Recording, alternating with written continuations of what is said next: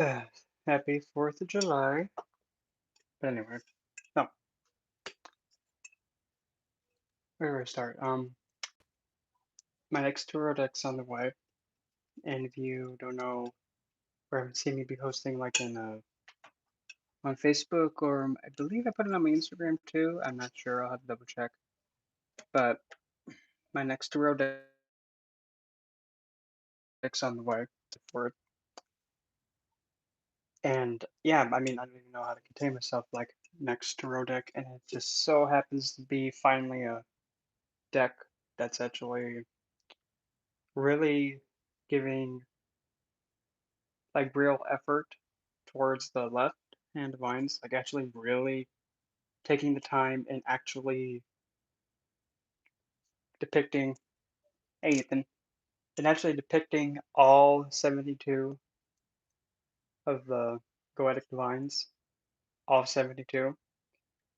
I'm excited for that. And then the other 6 cards, one of them is Lilith, she's in there. So is Lucifer, and then I believe it's also another card named Lucifer, but it's actually the way I'm gonna actually say it's Satanas instead. But anyway, when that comes, yeah, I'll be going live and actually opening it and going card by card and actually really consecrating it. But anyway, so with this lovely, tall jar thinking Mobini, I'm gonna kind of show an idea of how I like to cleanse my stones. And pretty much all that's needed is just water and a herbal crystal elixir. This is what Kindra made me. That's gonna go in there. Obviously, a cloth of some kind. And then, well, of course, the stones are going to cleanse. And I'm also going to cleanse my pendulum as well. But before I even get into that, some things to keep in mind in consideration. You have to make sure you know the most hardness scale of the stone that you're going to put in there. Because there are some stones, such as, for example, selenite. You put this poor little thing in there, it's going to disintegrate or be very depressed when you pull it out of the water. It won't shimmer that good. So you have to do your research for that. And make sure that you're not going to put a poor stone in there that's going to, disintegrate and fade away because you thought it might be a good idea to make it go swimming. Usually, when in doubt, don't put it in water when in doubt. Instead, what you can do is you can cleanse a stone by putting a piece of, say,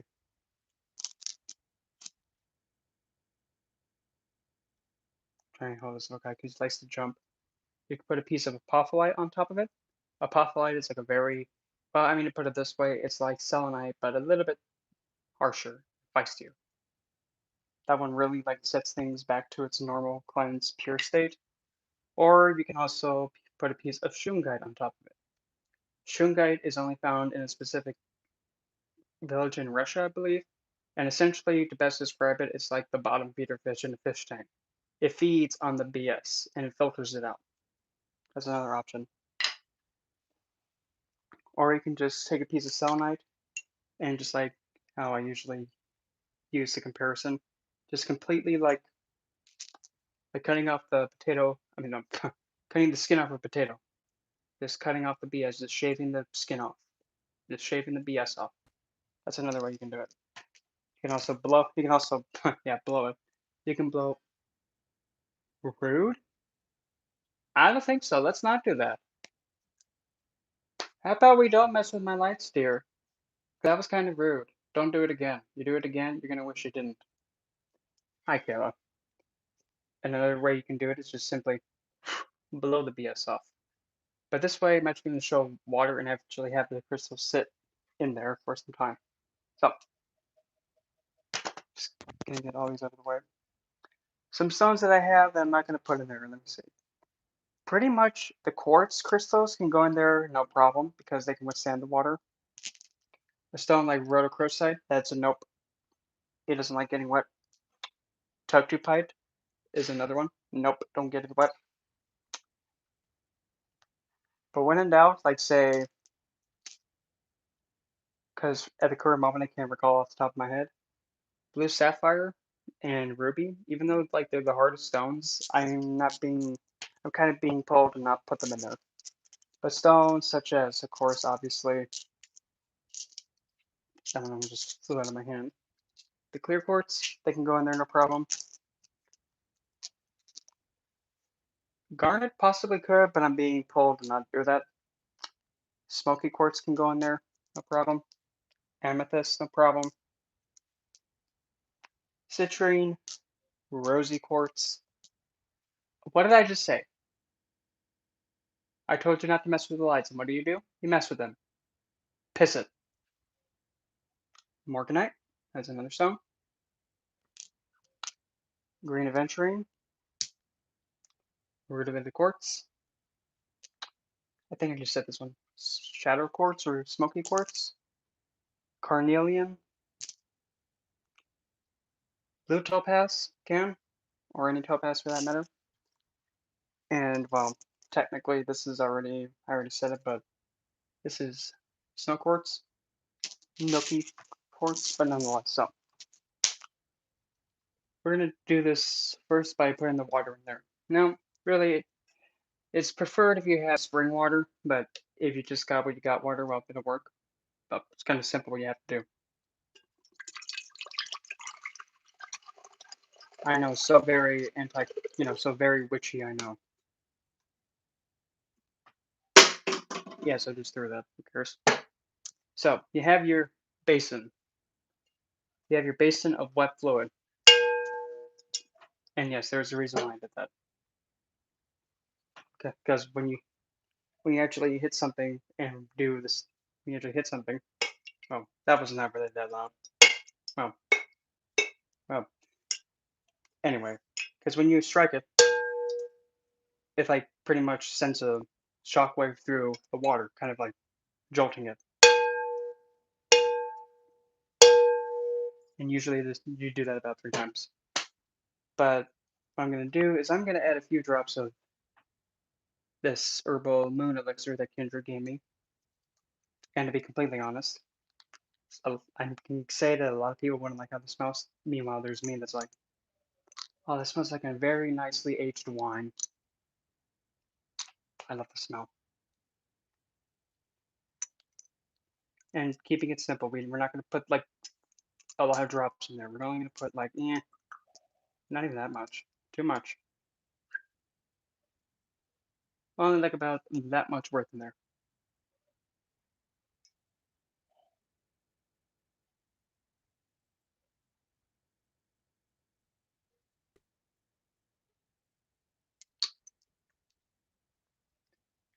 And if you also wanted to, if you have your own blessing oil mix, you can put it in there. I'm gonna just put it in there anyway, but not too much. Put it on the side and just let it flow out easily.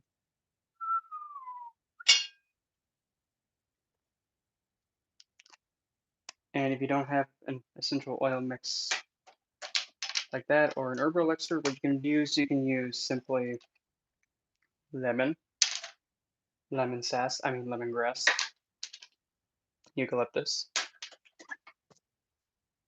You can also use, if you need to have them be cleansed a little bit, like pretty partially, peppermint. Peppermint is like, it's essentially that mint that pretty much slaps you so hard that it stuns you. Like, slaps you back into shape. You could also use good old frankincense, by the way. People's probably thinking, who the hell's Frankie? Frankincense. I just say Frankie because it's easier. As well as, you want to get extra fancy, Douglas fir, Siberian fir, tea tree, rosemary, or basil, however that can say it.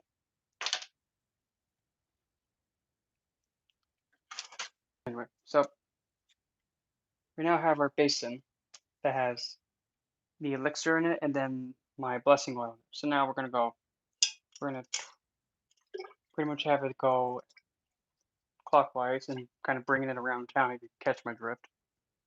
And yes, that was a SpongeBob reference, and I didn't even reference that. Why the heck did I reference that? So now we have that water mixed up with the blessing oil and then the elixir. I think I'm probably gonna be adding some more water to that, and I really wish I didn't throw that glass of water. I mean that plastic bottle. I'm gonna add more water to that because I don't trust it.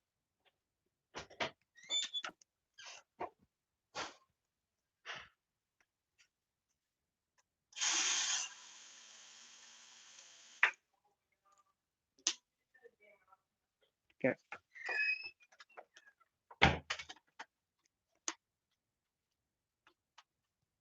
so up again.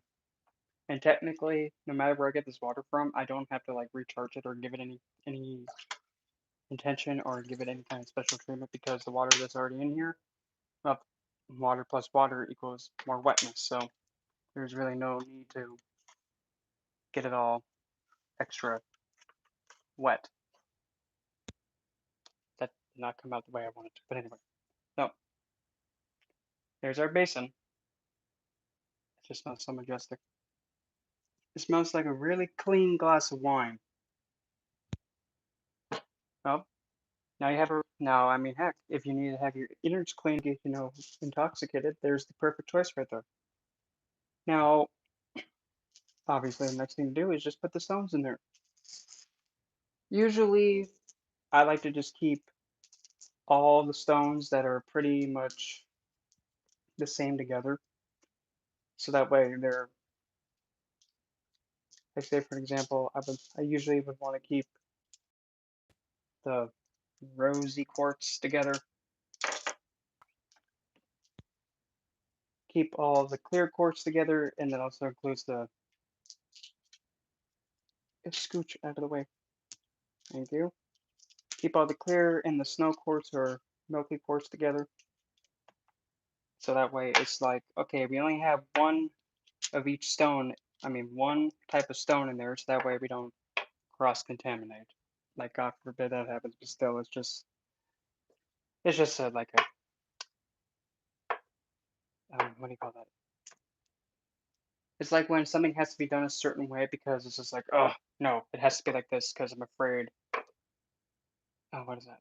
What is that called? It's not OCD because that's not as far as I'm taking it. It's like being organized because you get the idea. You get what I'm trying to say. So I'm just getting all these pigeons lined up.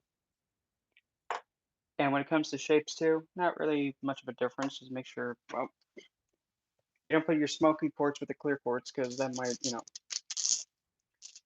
might get, might actually influence the clear quartz to become imbued with the smoky quartz BS, and we don't really want that.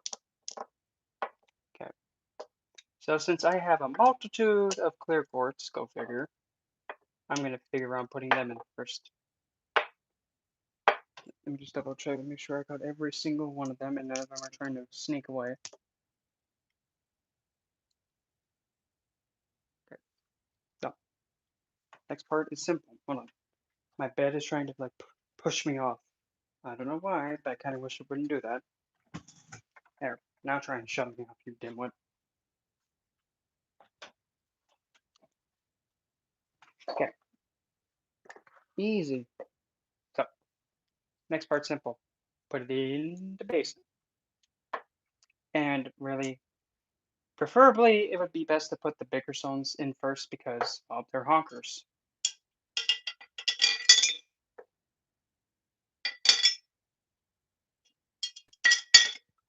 And there's also no real specific number of minutes or hours or heck days, months.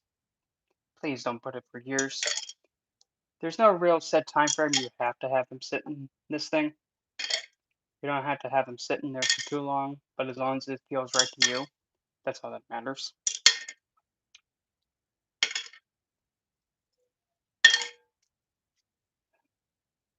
So that's what's in there so far. All the all the clear quartz, and because it's technically smoky quartz, I mean not smoky, milky or snow quartz is kind of having somewhat the same idea, but it's more focused on nurturing and more of a focus on keeping things the same and also restricting. Funny enough, pop them in too,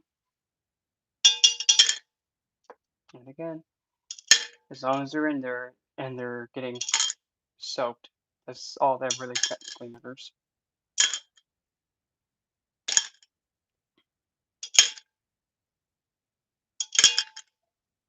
And I'm putting this small little heart in last. And I believe, yep, that's all of them. So here's what we got. So yeah, all of these stones are now just going to sit in this water, and they're just going to be having a nice little. Well, it's not really a crystal jacuzzi because there's no steam coming out of it, and it's not a crystal gemstone hot spring. I mean, be probably not best not to do that. So really, they just sit there and relax and chillax. And what else you can also add to it if you want to make it a little bit more easier or extra fancy, whatever you do that, you can actually take some selenite, but in this case, since my little palm stone decided to, jump out of my pocket one day and, get split in two, I want to cry crocodile tears when that happened. But the good thing is, I can now actually take this broken piece, you can take this and do this. Just your scooch. I can now take the selenite pieces and just go like that, except at the bottom. So now the selenite pieces are kind of keeping everything within its boundary in a state of being, pure, cleansed, and BS. Move Rosie's out of the way. So I'm gonna do that right now, and then as soon as I'm finished building this little thing, I'll show you the hot mess I created. And I'm just gonna make a nice circle around it of selenite. Come on, you, sit still. No, there you go.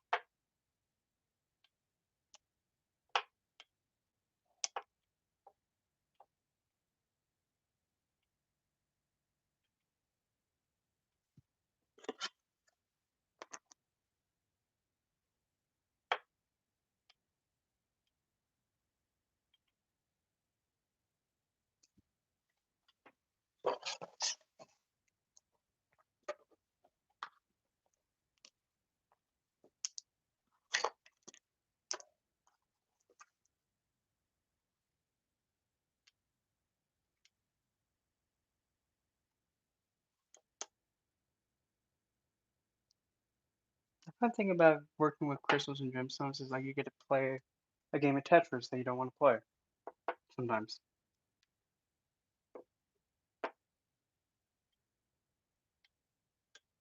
Because to be completely honest, I despise puzzle games a lot. I just despise them. Same thing goes with racing games. I don't get them. And also sports games like Madden or whatever. I don't like those games because it's like, how come you're playing the video game of the sport when you can actually go outside and play it yourself? I don't get it.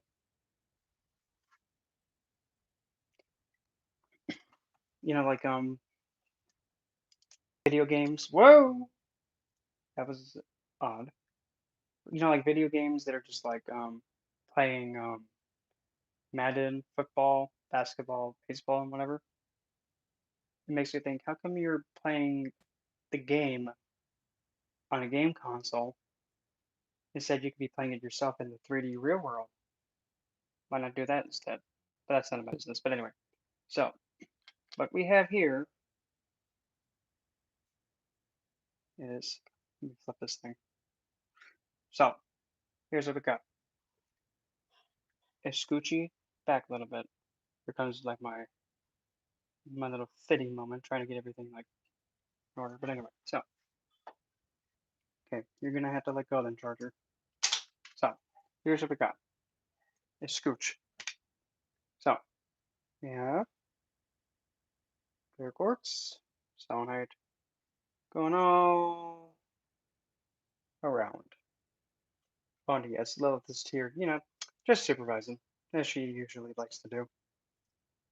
So we have that surrounded with selenite, and then all the stones in there just getting soaked in cleanliness and purity and being back to being how they're supposed to be without BS influencing them. So we're going to be having you see black for 2 seconds. Oh, there we go. Stand up. And yeah, I just let that sit for some time. But when the time comes to actually yoink them out, just reach in and get the cloth, and then just simply dry them off. And then they're ready to be used for whatever you deem fit. But now, say you have brownies. Yoo-hoo, brownies. Can I have a pendulum of mine, please?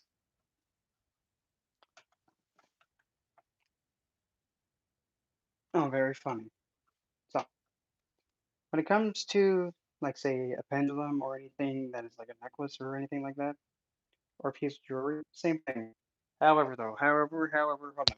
You have to make sure that the stone that's in the ring or on the piece is able to withstand the water, too. In this case,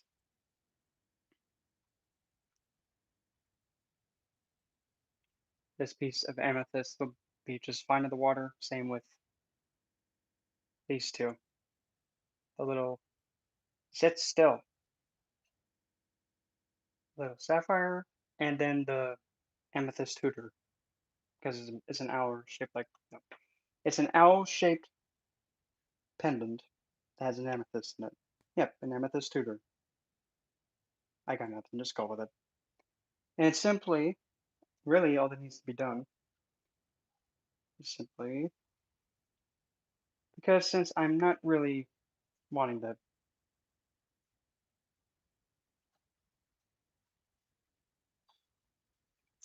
question, like get all of them mixed up with each other, then we just get that cloth piece and simply just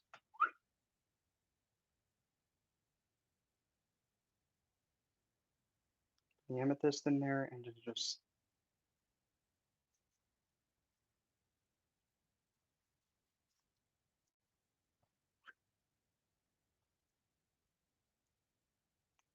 yep. So that thing's much better. And then just like with that stupid algebra thing, what you do to one side, you have to do to the other. Ugh. It's not that I don't like mathematics, it's just that me and math don't get along when we get to the point where it's like, okay, we're going to use imaginary numbers. Why? They don't exist. Why am I going to use something that doesn't exist? Precisely. So now I'm going to have the whole pendulum thing just be wrapped up in the line like that, and then just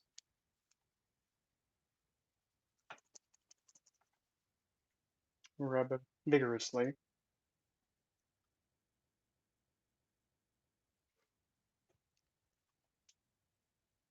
Then badoosh.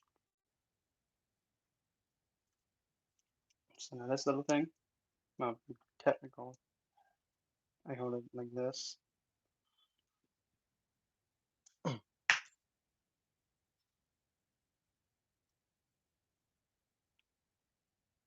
Tend to hold my pendulum like that.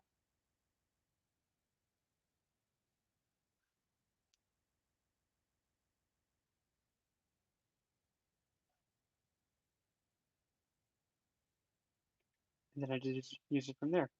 Chill cupcake.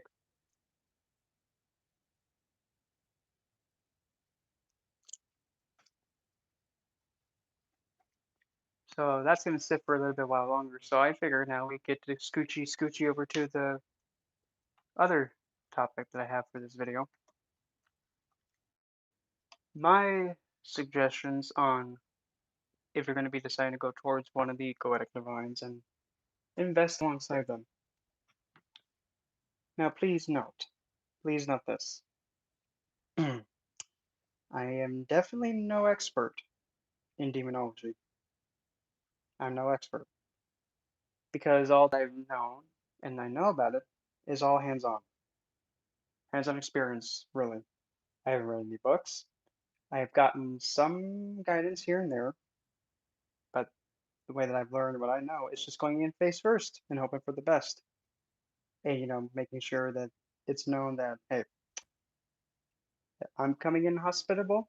I expect the same, please. N- No, no shenanigans. But nonetheless, so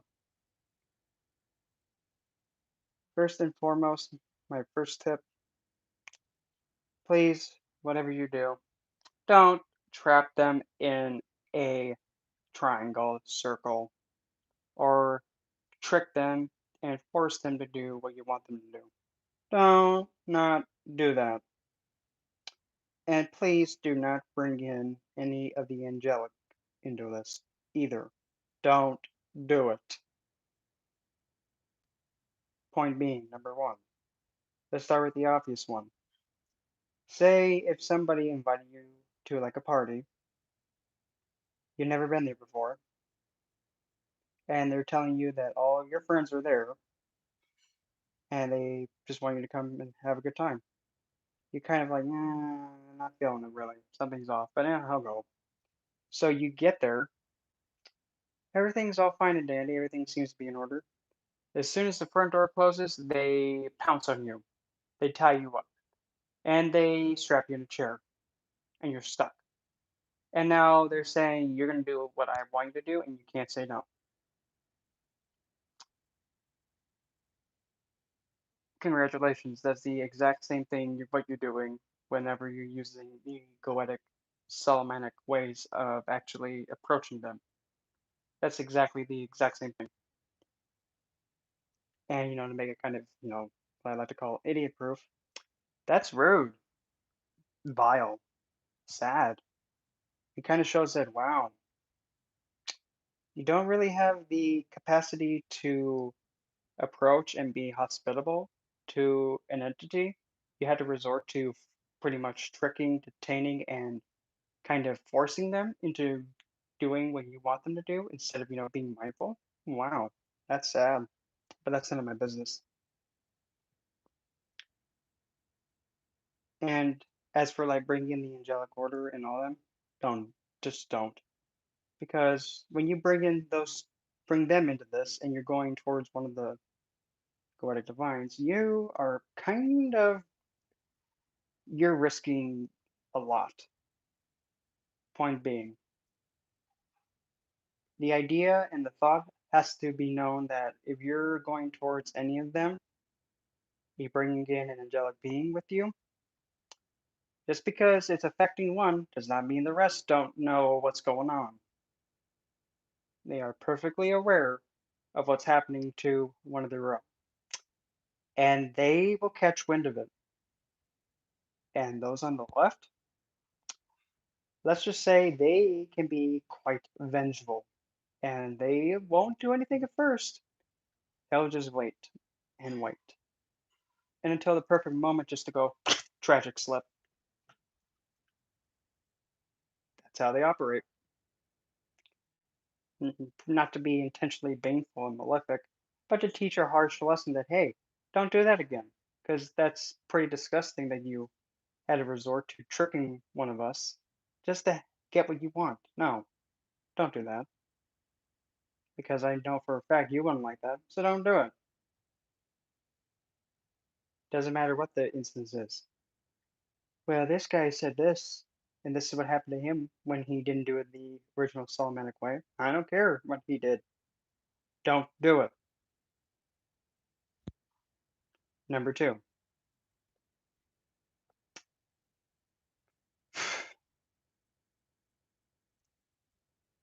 and to me this is kind of a big one, but this is just a personal thing.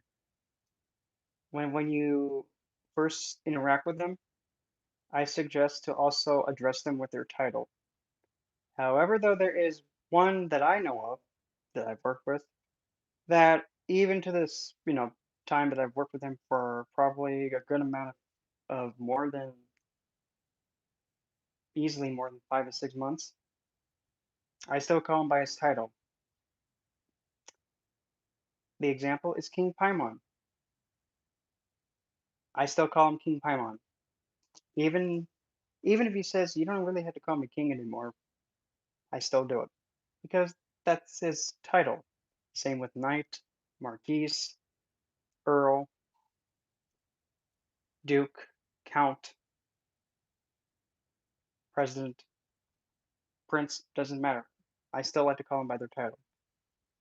Because that's really what they've been bestowed with, and that's their standing. It's part of their name. So I just call them by their title and then their name too as well. Next. And now this is where it all comes down to your experience compared to anybody else's. There's a fine line difference between someone or an entity having baneful intention to somebody else, but towards you, there's no malefic or baneful intention towards you. How is that? Good example. Believe it or not, one of the Goetic divines that I've actually worked with is Andres.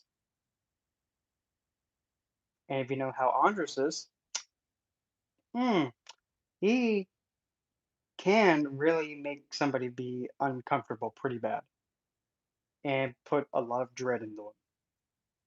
But at least with my experience, I haven't had a problem. In fact, I never even felt dread because I've just been all this. I don't feel threatened.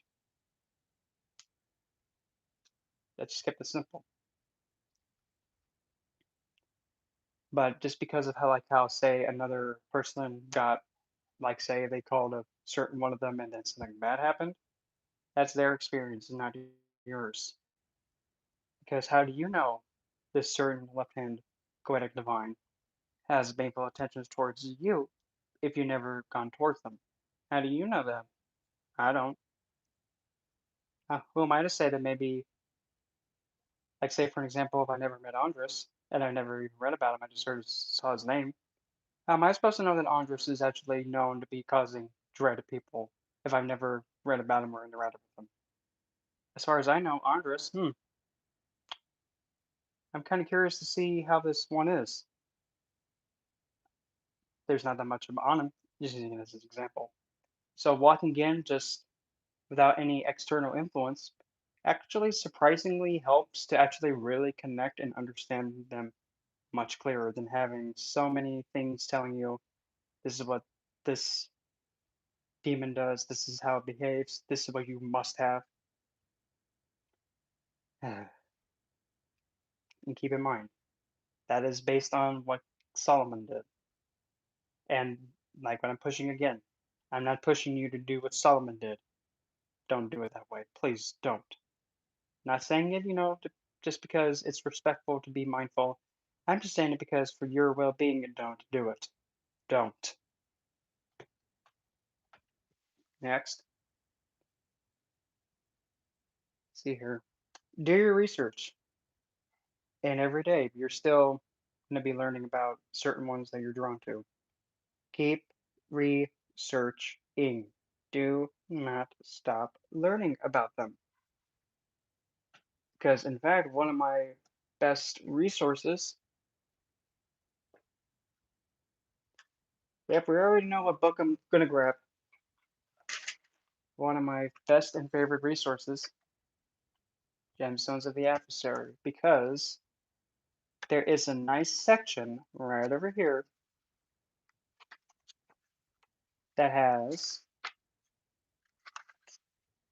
all 72 Goetic spirits and their title beautifully formatted from night to day. I can't get over the formatting, deal with it.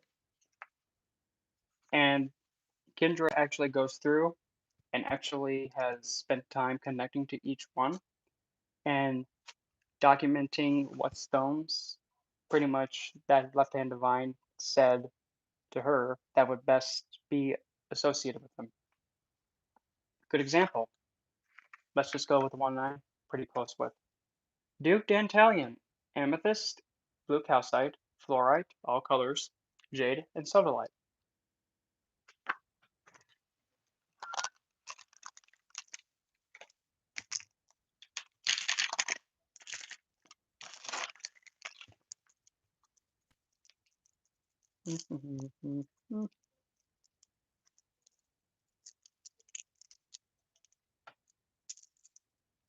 So, amethyst, jade,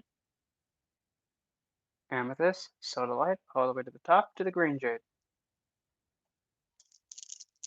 There we go. That's a good resource.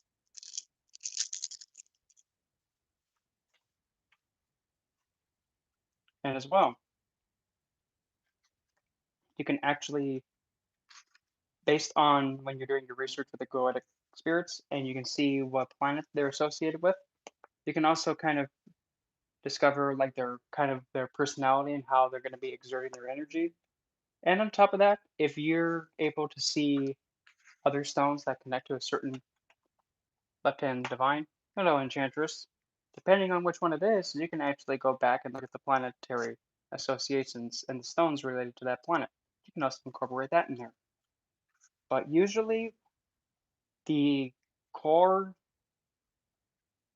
stone that pretty much every single one of them is going to jive with pretty well is none other than, I have a piece of it somewhere.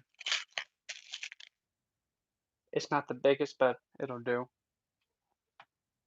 Onyx, because that's the well, according to Kendra's book, Gemstones of the Adversary, onyx is the stone of the adversary or of the left.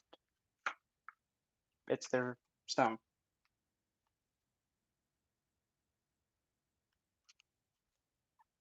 And it's a direct source of the adversary, as for what she's written.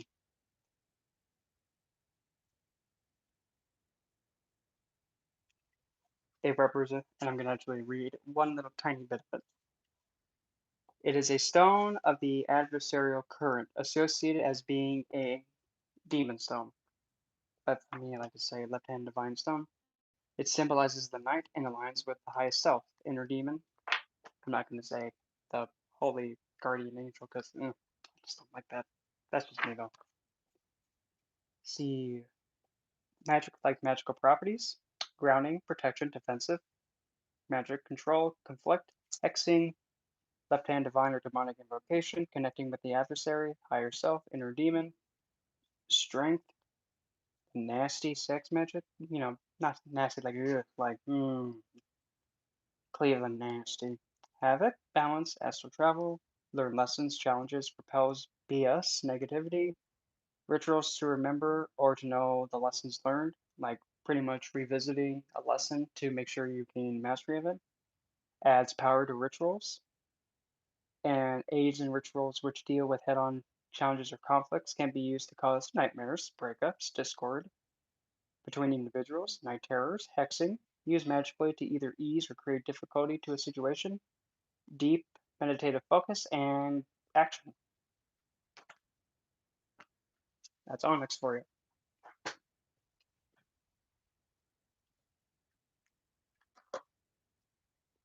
And see what's another tip that I got. When you do your research and you discover what incense to use and other specific qualities and their seal, I highly, highly, highly, highly, highly, highly, highly, highly suggest before you get into state and actually reach out to whichever left-hand divine of the Goetia you're going towards. Before you start, make it known and say it out loud that whichever left-hand divine you're calling to, if they choose to appear and make themselves known to you, let it be in a way that you can hear and understand it crystal clear, without a doubt. Because if you just call after them, they can appear, but if you haven't told them to make it like known to you, they can just be coming towards you and just, now what? You didn't say for me to make myself known to you so that way you tell no problem. I'm here, but see if you can find me. You have to be sometimes very specific. Make yourself known and make it in a way that way I can know that you're there crystal clear, not having doubts. That'll make it so much easier. But again, ensure, no matter what though, regardless of anything else, you have it be known that you want this interaction between you and them to be cordial, peaceful, and really to have a really pleasant experience interacting with them. And if there's any kind of discomfort on your end or theirs, let's make it known. If they appear and they say, I don't want to be here, I need to go do something else, or I want to leave, let them go. But if they want to stay and interact with you, let them. But make sure you know your boundaries for both of you.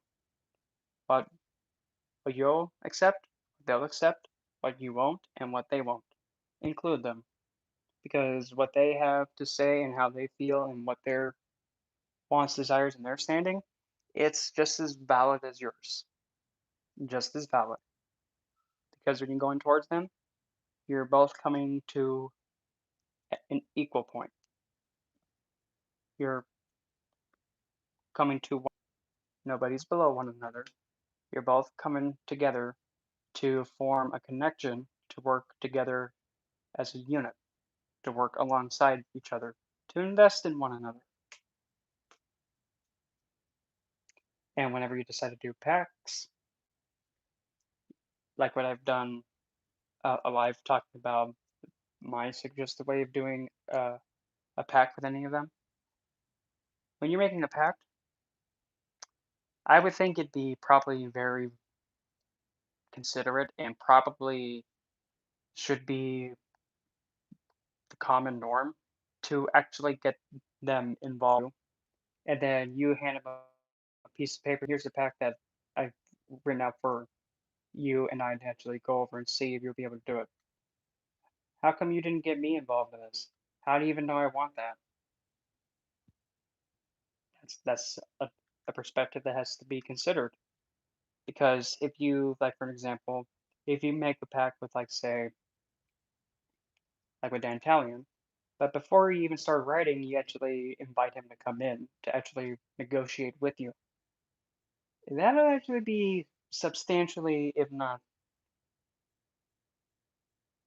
phenomenally much better than just writing up whatever you're deeming fit to be put in there. Because you're actually allowing them to express to you what they'll take as an equitable exchange instead of just guessing what they want. Don't guess. I would not guess. Just get them involved, say what you want, and allow them to communicate to you what they would like. Because that actually opens the door much wider and the connection grows much deeper. And negotiating, it's just the same thing as like regular human relationships. It's the same identical thing. The only thing that's different is just that the different plane of existence that everybody's on. That's the only difference. And whichever you're inviting them in for, as soon as you're satisfied or everything that was needed to be conversed about, talked about, or whatever, as soon as it's all finished and done, do not banish them, do not kick them out, do not like throw them out. Don't do that. Again, that's rude and inconsiderate. And they won't come back again next time if you do that. It's like, okay, you had me come in here, you're all nice, and now you're shoving me out the door. Don't want to come back again. Instead, say something along the lines of, I have pretty much conversed with you what I needed to have be talked about. Everything that I needed you to have assist me with is finished. At this point, you may leave if you deem fit, or if you'd like to hang around some more for a short period of time, you may. The choice is up to you. And thank you for your time. There you go. You don't have to be all pushy, and don't be pushy. Don't do it. Do not do that. Just let them know that what you invited them to your dwelling or place of residence or wherever you were at has been met, and now you're allowing them to have the knowing that it's all finished, and they're welcome to stay for a short period of time, and that's up for you to decide. Or they can just take their leave right then and there. It's up to them. You're giving them the opportunity to make the choice instead of just telling them, get, don't, don't do that, don't. Because the way that I'm actually operating from this is actually trying to keep them in the highest regards possible and still making them feel that they have a voice, their feelings matter, their standing matters, and how they feel, what their standing is, their title, and their pretty much their divine status. It's being taken seriously. Because even if somebody says, well, they were demonized and made into these horrific monstrosities, well, that's only what these Abrahamic people did to them. To be technical still, they still have their divine status. Just because somebody else changed it doesn't mean they still don't have their original title as a divine. That's why I call them left-hand divines. I don't call them demonic. I don't. Because I see, oh, they used to be divine. Okay, I'm still going to give them their divine title. But if they're like, say, having another title like King Paimon, he's still a divine, but he's also a king. I have to give the recognition where it's due. It's not that difficult. But pretty much, yeah, that's what I really got for my suggestions going towards their Goetic spirits that I can think of off the top of my head. Let's see if there's any more questions. Oh, hey, wow. Hey, Alex. And, oh, there's the Dark Magicians there. And there's Cauldron and the Ivy. Hello.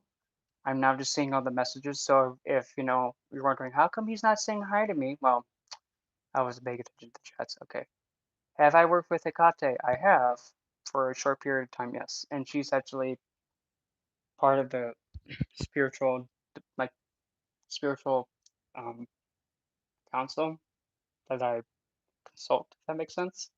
But I haven't really, like, gone towards her to actually have her take part in any work, because I've had more other connections that I've been focusing on. But yes. Do I know anything about the Lord of the Flies? Ah, you mean King Beelzebub? Lord Beelzebub? Yes, Lord Beelzebub. Yep. If so, what are some suggestions to attune to her? The best way? Well, number one, if you're wanting to get better answers from somebody else who's actually worked with Hecate longer than I have and is actually more knowledgeable, I would have to redirect you to another YouTube channel, Icterios, with Witch of the Realms. I think that's what he has his channel name. I would suggest asking him for better suggestions for Hecate because he has far much more years of experience connecting with her and working with her. Way more than I could even imagine. So I would suggest connecting with him and asking him the best courses of action. That would be my best guess. As for me, well, she just appeared to me in a way that was kind of not really direct. And actually funny that the same individual that I'm suggesting you take a look on YouTube and watch, he actually approached me and said, for some reason, Hikate told me to give you the symbol. Okay. It took me a second, then I realized, is she actually wanting me to include her in my spiritual court? Is she saying that? Because I got a feeling she is. Yeah, she is. Knew it. So, I mean, she wanted to take part of it and become a part of it. So, all I said was like, I'm not going to say no because that's stupid. Why am I going to decline a divine's willingness and chosen desire to work with me? Why am I going to say no to that? That's not a good idea to say no. I'd rather blow off my own foot. In fact, that's like the same thing. I'm not going to turn away a deity that wants to come work alongside me. No, but that's just me. At least that's my best suggestion. Ask Katerios or even see some of his videos regarding Goetic. That would be my best suggestion. Because, don't get me wrong, there's some things I know and there's some things I don't know, and then there's some things I know, but not to the degree that somebody else knows that knows substantially way more than me. And I'd rather have somebody get the best information possible. If I don't got it, well, I'm just gonna fling you to somewhere that does have it. That's just me though.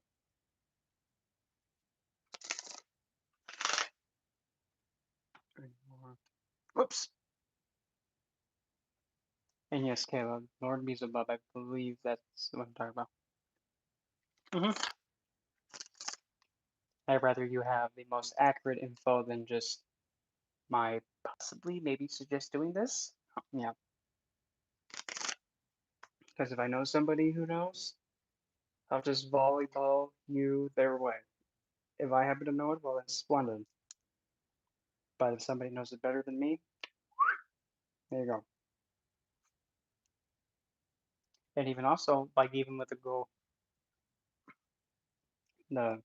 working with the Goetia or even any of the divines on the left, heck, I mean, I would still even say go towards Kendra Ravenmoon, even as well Mary Ravensoul, especially Mary Ravensoul. She will be a phenomenal resource to learn the left-hand path from. I would heavily recommend her, as well as Kendra. Amethyst Rose Rich would be another one. Claudia. Trying to think of any others that are on top of my head. But primarily on the left-hand path, that would be probably my big three I suggest. Whoops, wait a minute. I didn't see that. And yes, mm-hmm. And yes, what would you like to know about the ever so lovely Lilith?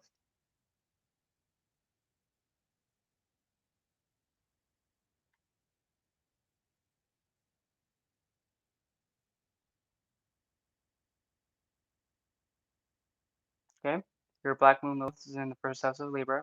Okay,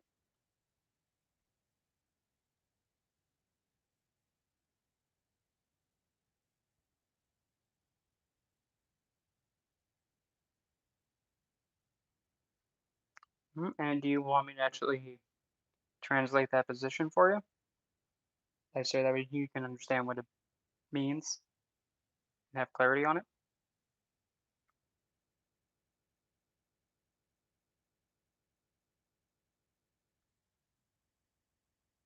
Well, to be honest, whenever you have Black Moon Lilith in the first house, right off the bat, that is probably if that is if not the most biggest checks of approval. Usually, that Lilith is going to be more than likely approving to be working with you.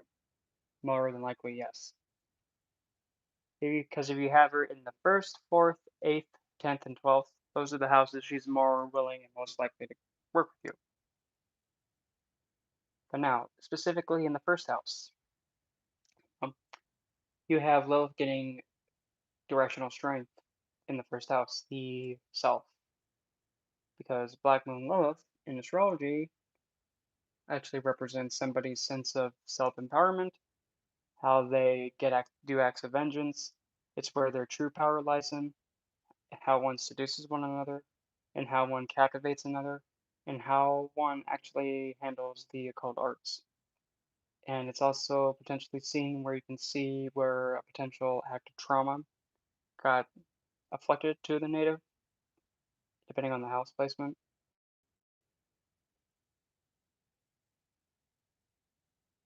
And Lilith in the first house, well, right off the bat, again, she feels the most powerful here because now you're taking one sense of empowerment and now you're putting it into the self.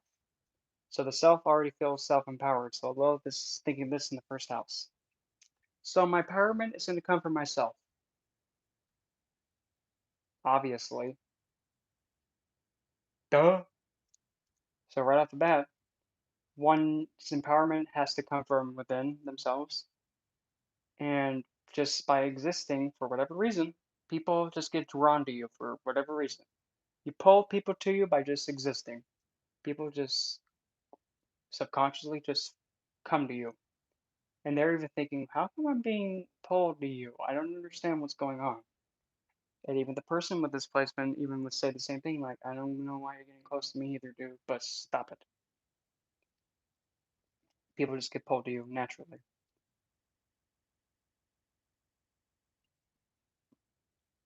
As well as Lilith is also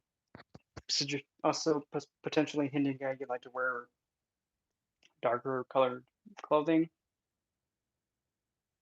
You may also be thinking of ways to better yourself and to make sure that you get fair treatment in any kind of regard. But also, Lilith in the first can also show that potentially a traumatic situation being self-inflicted. Like for an example, if you made a choice to go date someone that you know is probably not a good idea and something bad happens to you, that is a self-inflicted traumatic event.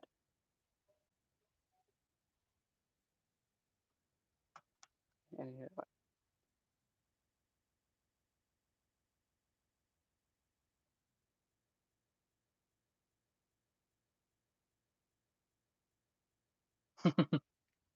and yep, spiders like the Black Widow are actually one of Lilith's spiders, believe it or not.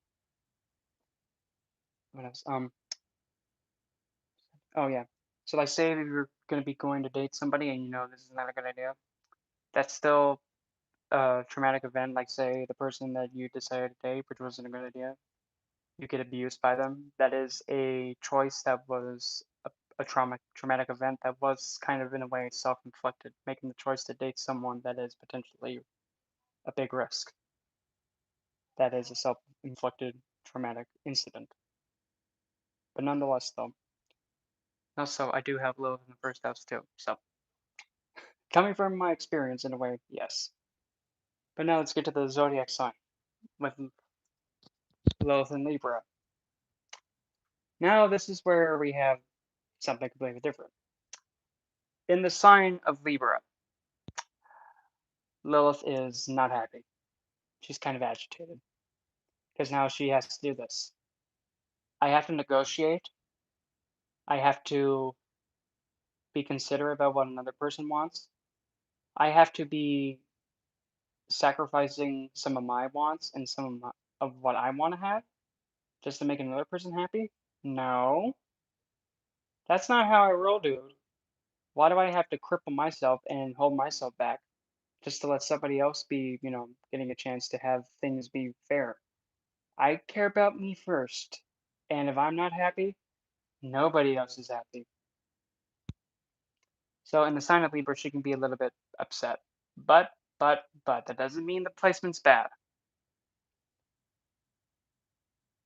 Lilith in Libra can actually make somebody be dangerously, like, the way they can actually manipulate somebody and control people is exceptionally dangerously well.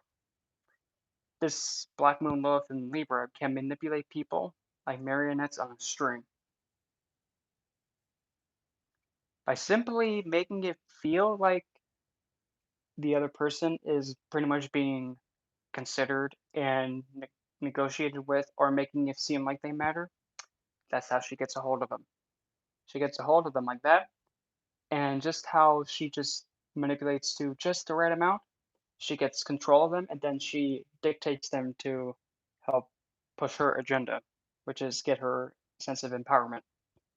And she also uses interactions and bonds with other people, like friendships. She actually uses them to enact vengeance for her. Her acts of vengeance is having her friends and other people, and even a lover, start swinging at whoever is causing her harm. She doesn't do any of the dirty work. She gets all of her friends and her significant other involved to go swing for her.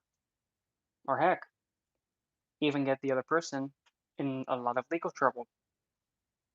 Like she gets vengeance by Like say domestic violence happens to this native with the Libra Black Moon Lilith, she gets vengeance by having the person get arrested and tried for the worst possible, like the worst possible sentence. That's her vengeance. She gets vengeance by having the law get involved. It's it's a very intimidating position because this native can manipulate people so easily without even trying. By just being soft and tender, that's how she gets the hold on them.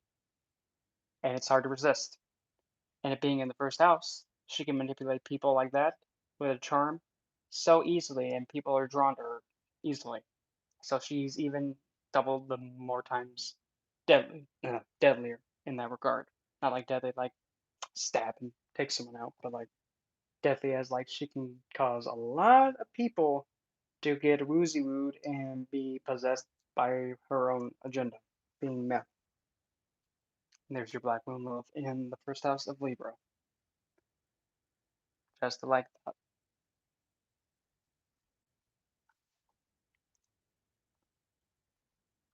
It's really a good position because having her in the first house compensates for her being agitated in Libra.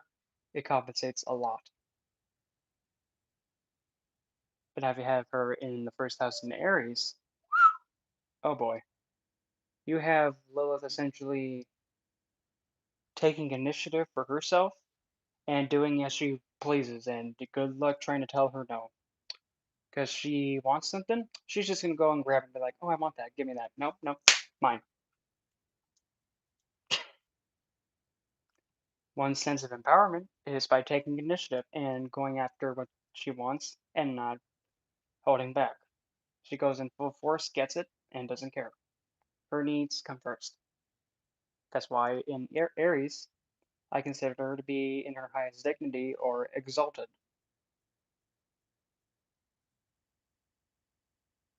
believe it or not.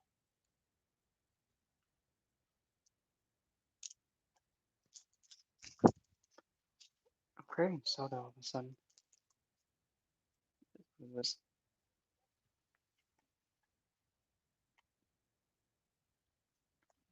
anymore.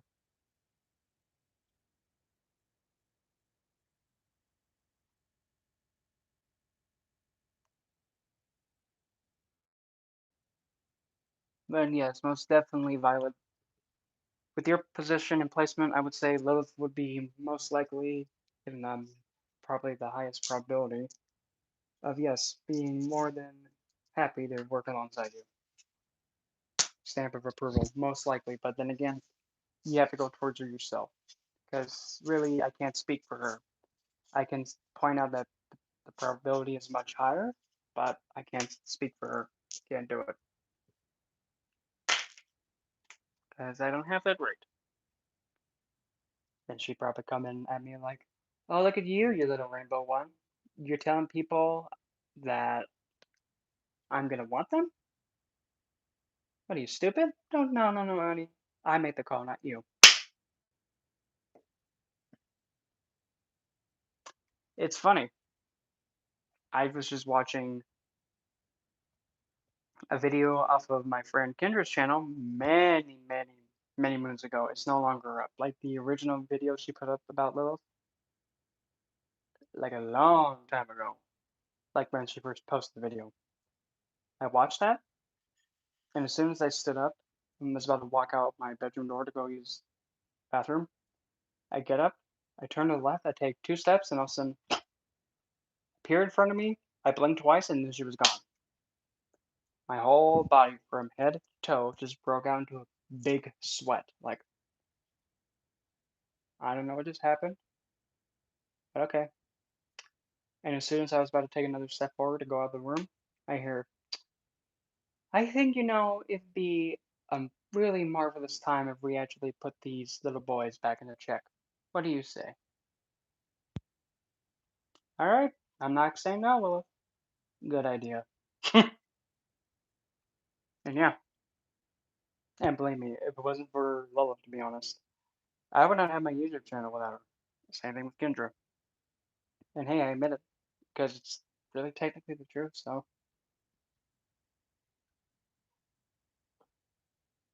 if it wasn't for either one of them, I would not be here telling you about it.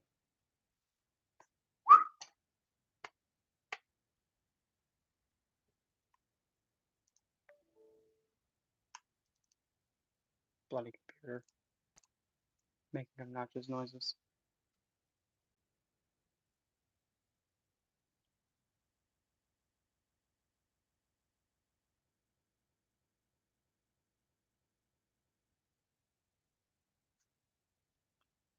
I'm not- Oh, oh no.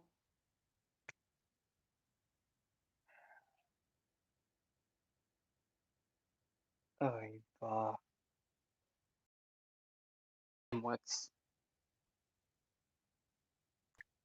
I'm gonna have to end the stream here because somebody needs my help.